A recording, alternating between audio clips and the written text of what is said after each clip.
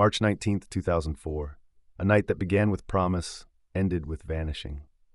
This is the case of Brianna Maitland, a 17-year-old from rural Vermont who disappeared without a trace.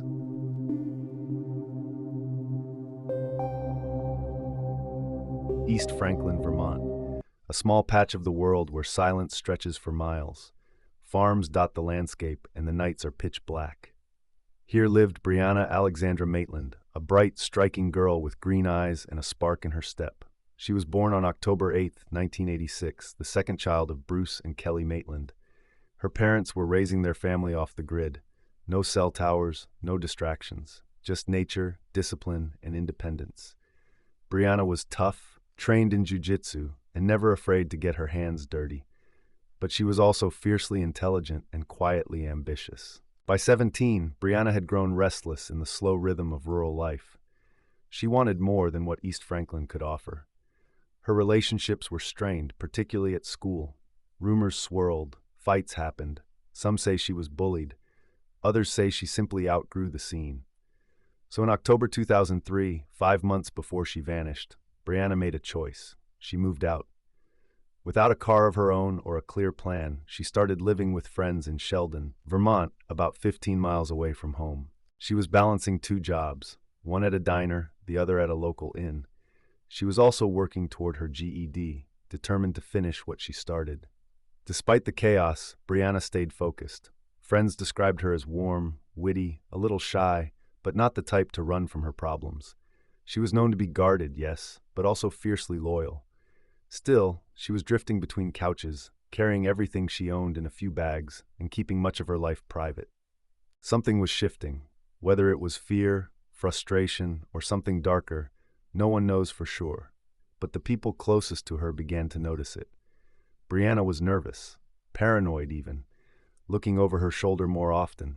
She told friends she wanted out of the area, out of the noise, out of whatever it was that had started to follow her. Then, just 5 months after she struck out on her own, she was gone.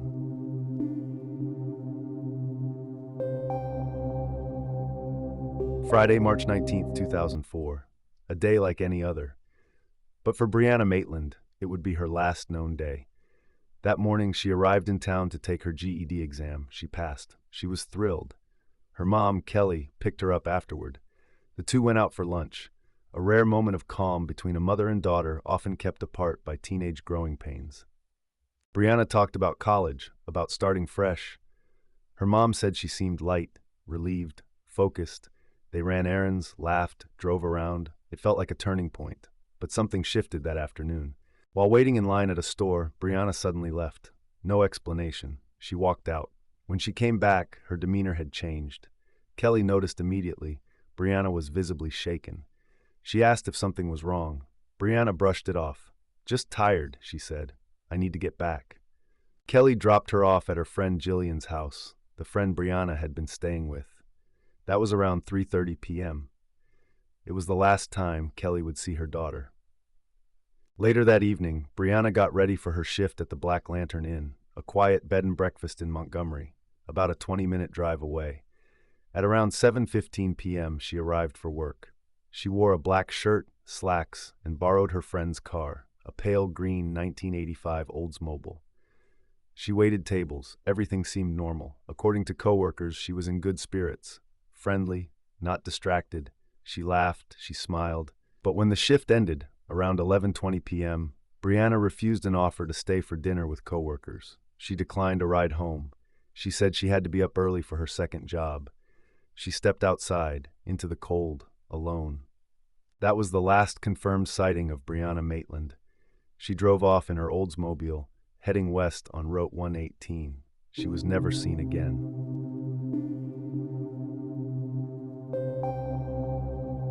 Just after noon on Saturday, March 20th, 2004, a Vermont state trooper was on patrol along Route 118, about a mile outside of Montgomery, a place few pass through by accident.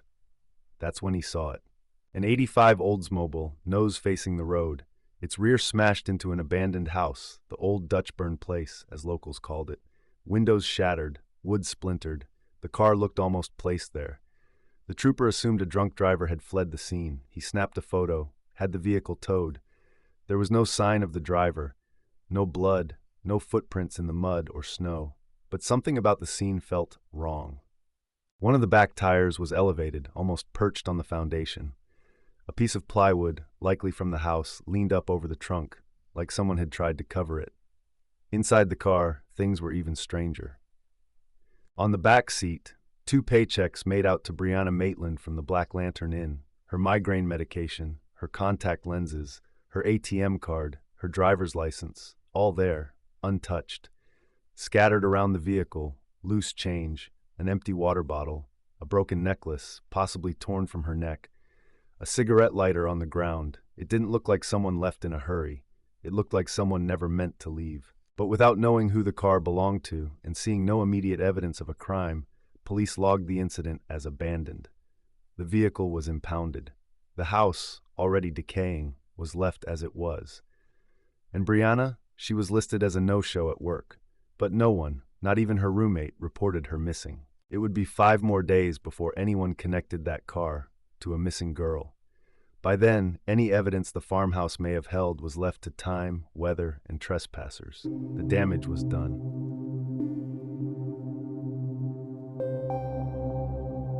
In a missing persons case, the first 48 hours are critical.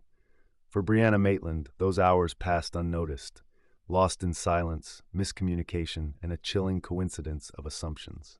After finishing her shift and disappearing into the Vermont night, Brianna's absence went unremarked. Her roommate, Jillian, found a note Brianna had left. "I'm going to work.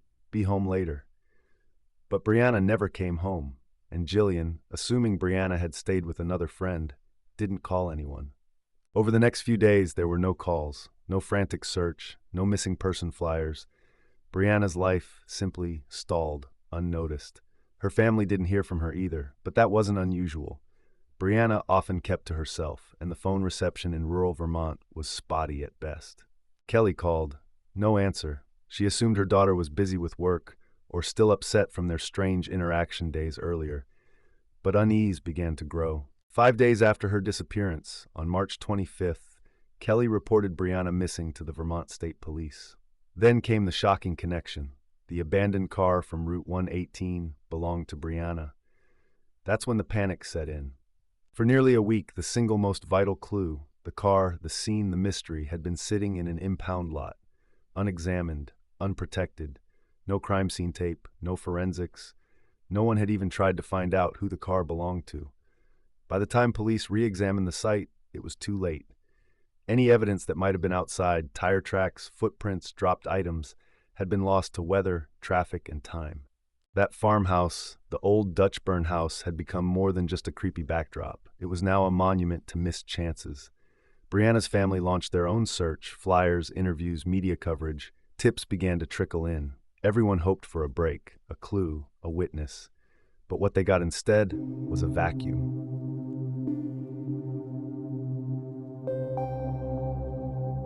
With the connection between the crashed Oldsmobile and Brianna Maitland now clear, investigators scrambled to recover what they could.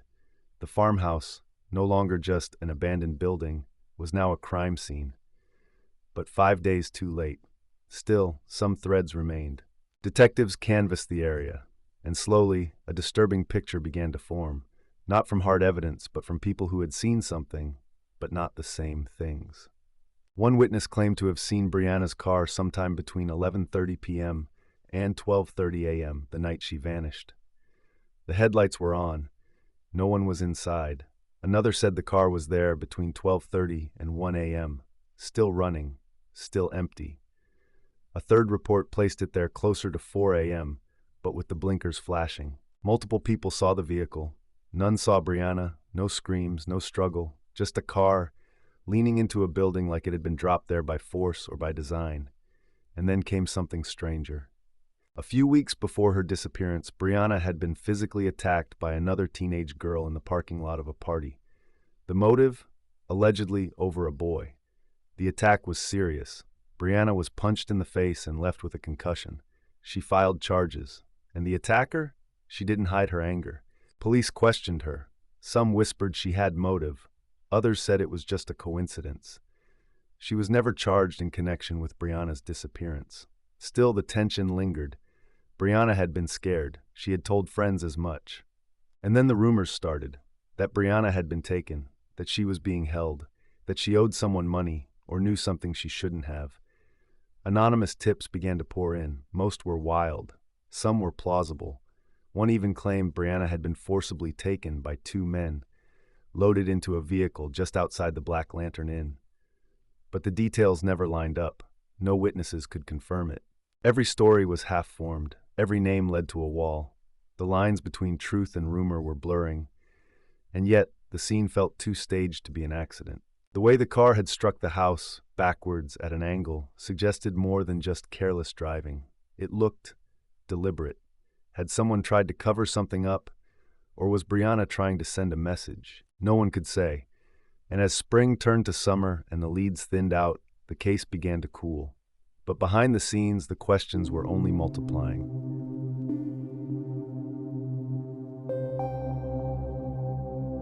In the weeks and months after Brianna Maitland vanished, theories began to flood in. Some whispered, some screamed, some too strange to believe but too specific to ignore. There was no shortage of leads, just a shortage of answers.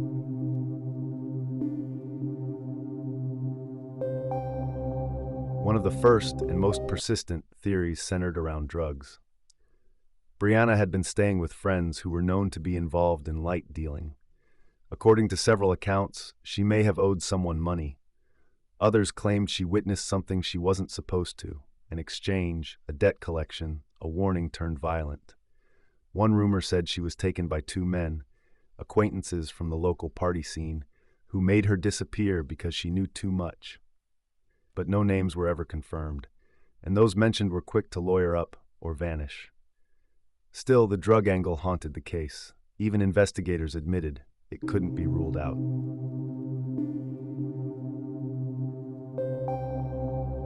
Then came the story that seemed too horrific to be real. A tip claimed Brianna had been murdered on a pig farm just outside Berkshire. The person who called it in said her body had been disposed of, in a way that would leave nothing behind.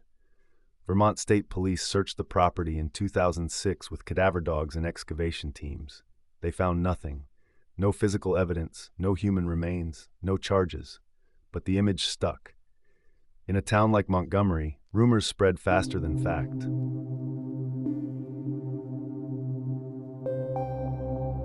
In 2006, a casino security guard in Atlantic City, New Jersey, thought he recognized a face. The girl looked like Brianna. She was with a man. She seemed nervous.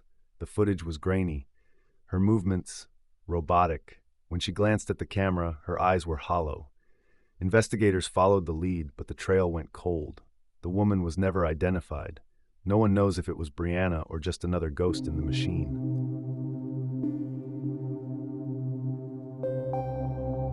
For a time, authorities considered a far more chilling possibility.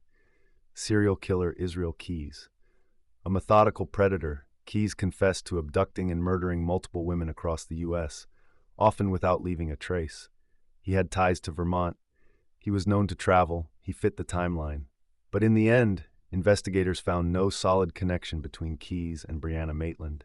He took his secrets to the grave when he died by suicide in 2012. Then there was the local theory, the idea that whoever harmed Brianna wasn't some stranger from out of town, but someone she knew. Someone who knew the back roads, the vacant homes, her schedule, someone who could manipulate the narrative, someone who knew exactly how long it would take before anyone noticed she was missing. And maybe, just maybe, they're still walking those same roads today. The leads kept coming, but the truth stayed hidden, and with every new tip, every new suspect, one thing became clearer. Brianna didn't vanish. Someone made her vanish.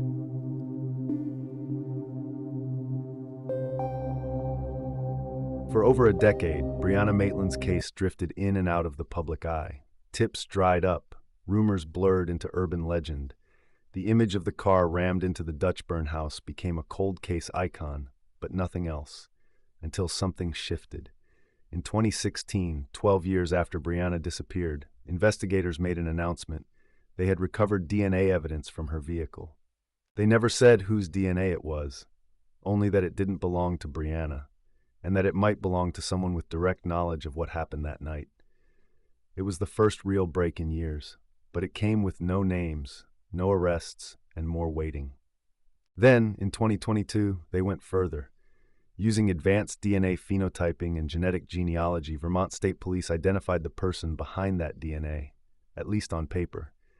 They didn't release the name to the public, but they said this: the individual is a person of interest, not a passerby, not a contaminant, someone they believe was with Brianna around the time she vanished. But still, no indictment, no warrant, no answers, and the public was left to wonder, what do they know that they're not saying? In 2016, the Dutchburn house, already falling apart, was destroyed in a fire. Whether accidental or deliberate, no one could say. Whatever secrets it held, they went up in smoke.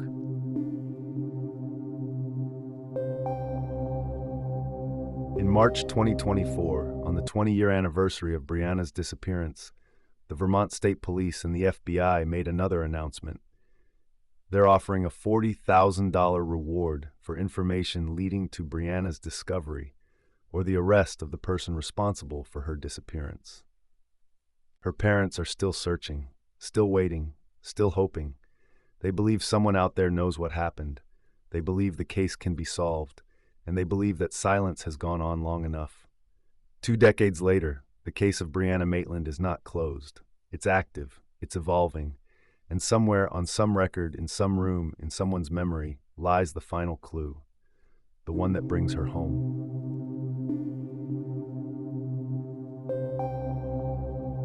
Brianna Maitland didn't just disappear. She was taken from a life, from a family, from a future she was building, one shift, one GED exam, one dream at a time, and someone out there knows why. 20 years have passed since that March night in 2004. Since she drove away from the Black Lantern Inn, alone in the dark, into the unknown. She never came back. But her story isn't over. We've heard the stories, the drug theories, the fights, the whispers of revenge, the idea that Brianna knew too much or trusted the wrong person. But strip away the rumors and the noise, and we're left with something simple, something devastating. A 17-year-old girl vanished, and someone made it happen. That image, the car lodged into the side of a house like a scream, still chills everyone who sees it. It's the last trace of a moment, frozen in time. It looks like a message, a clue, a warning, but so far it's told us nothing. The reward is real. The investigation is active. One tip, just one, could be the difference. So if you remember anything, a face, a rumor, a moment that felt wrong back then, but you brushed off, now's the time to speak. Because Brianna Maitland didn't vanish. She was taken, and someone out there knows where she is. If you're intrigued by unsolved mysteries and chilling cases, check out my playlist, True Crime, Murders, and Disappearances, for more unsolved cases.